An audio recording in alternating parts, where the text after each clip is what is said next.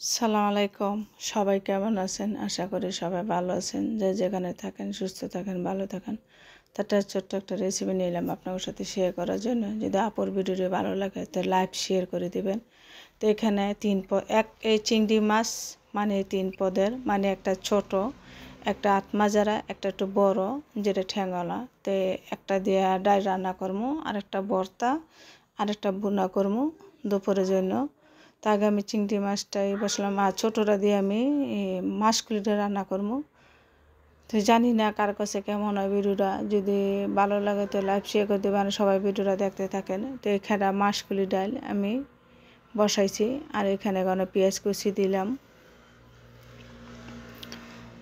তো এটা আগে মাংস রান্না করছিলাম, বলছিলাম 5 কেজি মাংস রান্না করছি। অল্প মাংস রান্না করলে সিদ্ধ হয় না, এর জন্য। তো আমি 5 কেজি মাংস রান্না করে 2টা বক্স আমি নরমালি ফ্রিজে রাখছি, কারণ শনিবারের জন্য আর রবিবারের জন্য। শনিবারে যেটা খামো এটা হালকা জাল দেবো, আবার রবিবার যেটা খামো এটা ধরবো না, এটা রবিবারে গরম করে খামো। কারণ অল্প করে মাংস যখন রান্না করি তখন এটা খাওয়া হয় না তেমন কিছু, এর জন্য। তো এখানে আমি এক এক করে মশলা দিয়ে দিলাম, আর পেঁয়াজ দিলাম, টমাটো, মানে মশলা কম দেবো। আর এটা আমার বড় ছেলে খাইব না, বড় ছেলের জন্য খাইব। চিংড়ি মাছ সে খায় না, রক্ত ছাড়া মাছ। আর আমি আগে পানি দিয়ে চিংড়ি মাছ দিয়ে জাল দিয়ে দিছি। এখন আমি ডালটি দিয়ে দিলাম, মাছকুলি ডালটা। এটা দেশের ডাল, আর এই মাছটি দেশেরই, এই দেশের মাছ না। এই দেশের এত চিংড়ি মাছ এরকম পাওয়া যায় না মাথা ছাড়া। তো আমাদের যেটা খাওয়া অভ্যস্ত আমরা সেইটাই খাইছি। আমরা দেশেরটি খাই, আঙ্গ অভ্যাস হয়েছে। তো এটা খাওয়া পড়ে নাই, তো এটা খাই না। এটা কেমন জানি লাগে, এক পিস খাইছিলাম। তো এটা হচ্ছে চিংড়ি মাছের ঠ্যাঙ্গলা চিংড়ি। এই দেশেরটা যখন আমরা খাইতে আঙ্গ অভ্যাস হয়েছে, এখন দেশের মানে শুটকিটা, ডাল, ওগুলা সবজি এটি খাইতে পারি। মাছটা কেমন জানি লাগে, মানে ফ্রিজের হোক আর নর্মাল হোক আমাদের কাছে স্বাদ পাওয়া যায় না। আমরা দেশেরটা খাই, আঙ্গ অভ্যস্ত হয়েছে। তো মোটামুটি আমি একটা কথা বলি, আমার অনেকজনে বলে অনেক কিছুই, সব কথা রিপ্লাই দেওয়া ঠিক না। যে রান্নাটা দেওয়া সবাই পারে, সবাই করতে চায়, আমিও করতে চাই। হ্যাঁ করেন আপু। এক আপু বলছিল যে আপু এটা যদি আমি করি কীভাবে কী করবো।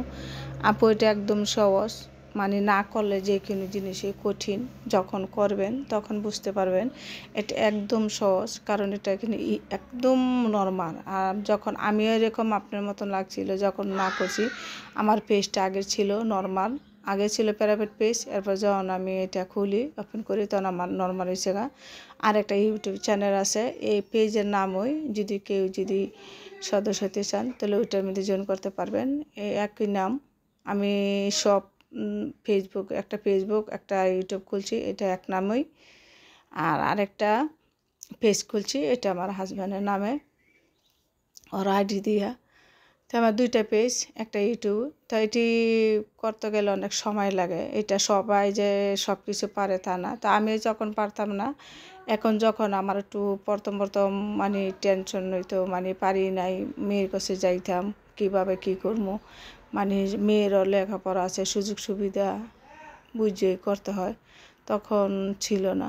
এর বাদে আমি যখন এটা আস্তে আস্তে বুঝলাম, তখন এখন আর আমার কারো পেশা দিতে হয় না। আমার মেয়েরা, আমি নিজে সব কিছু করতে পারি। শুধু একটা করি না আমি, অনেক আপুরা বলে, যে ভাবিও বলছে, অনেক ভাবিরা, যে আপনি এটা করতে পারেন, এই যে পেজের মধ্যে, এই মোবাইলের মধ্যে কালা করতে পারেন। আমি তো করি না। তো ছোট্ট একটা ব্লগ নিয়ে আসলাম। তো সবার কাছে যদি ভালো লাগে তো লাইভ শেয়ার করে দিবেন।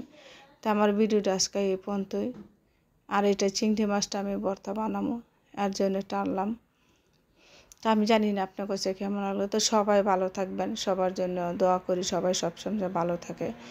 এরপর আবার আমি একটু ভর্তা বানাবো, কারণ সবজি সিদ্ধ করছিলাম বটবড়ি, ওইটা ব্যালেন্ডার করে মিশিয়ে আর সব ভর্তা আমি বাইটটা বানাবো। আমি সবসময় আগে আমি শুকনো মরিচ বাইটটা পেঁয়াজ দিয়ে নর্মালি ফ্রিজে রাখি। এরপর যেই দিন শুটকি যে কোনো ভর্তা বানাই তখন শুটকির আগে বাইটটা নেই, এরপর আমি ভর্তাটা করি। তো যেটা সবজির ভর্তাটা।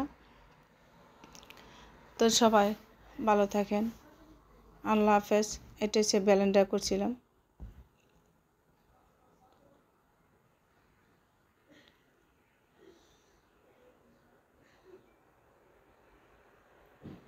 আর এটা হচ্ছে এই যে চিংড়ি মাছের ভর্তাটা, এটা বাটার আমি দেখাই নাই, শুধু ভর্তাটা তৈরি করছি বলে আবার দেখাইলাম আপনার ঘরে।